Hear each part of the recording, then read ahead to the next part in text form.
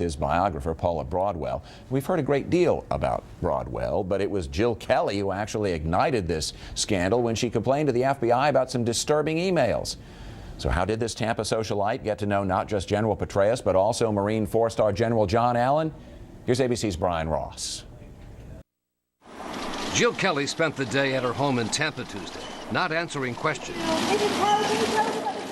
but not really avoiding cameras either, showing up in a bright new outfit every day.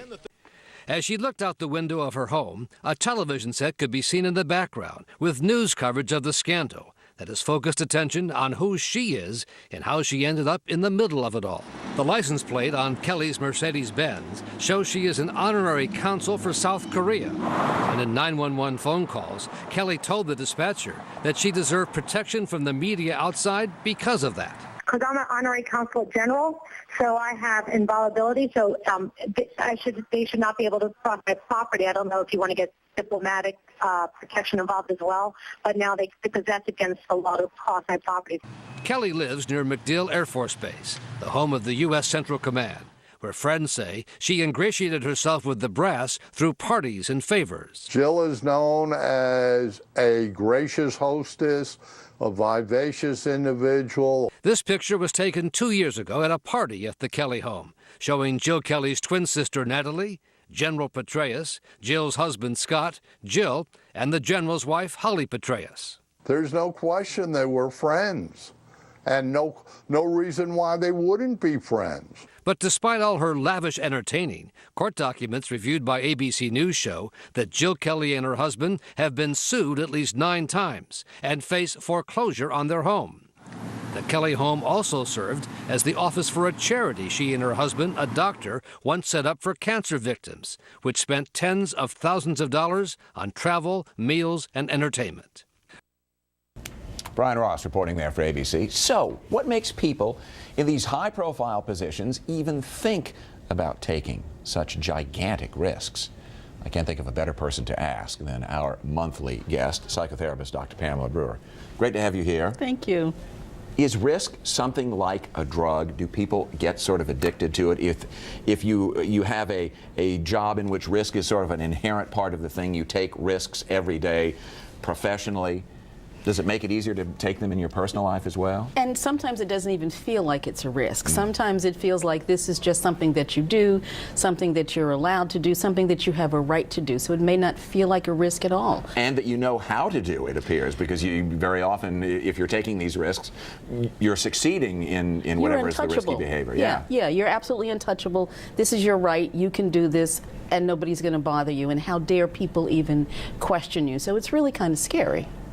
Does that also perhaps sometimes explain what seems to be sort of the curious reaction when these people get caught? It's kind of like, well, yes, of course I did that. What's the harm in it? I do this all the time. And that's part of it. But you know, the other thing is that these folks are doing things that are in a lot of ways, and certainly around this issue, really quite immoral and hurt lots of people. Not only hurt their, quote-unquote constituents, but hurt their immediate family members, friends, people who look up to them, and it seems like they don't even think about that. I think sometimes people in this business, too, we're not telling this for what it really is. This is not a national tragedy. At its core, it is a family tragedy. There are families being ripped apart by this bad behavior, and sometimes we don't pay enough attention to that. Irrespective of what happens national security-wise, that's bad enough. But when you do this to the people you profess to love, there is just, you called it immorality. That's exactly what it is. And it happens so much, and it happens so often, that we tell jokes about it, and as though it's funny, and it's really not funny. And so many times I see people who are on the other side of this, the people who you don't see in front of the camera, who are absolutely devastated and find ways to make the other person's bad behavior their fault, as though they're lacking in something. And what we fail to recognize is that sometimes a lot of this bad behavior is really about the person who has engaged in the behavior, about his or her low self-esteem, not high self-esteem. Is it possible to find the moral compass at some point if you're lurching sort of in that direction and you say, hey, wait a minute, this is wrong? Is it possible to self-correct?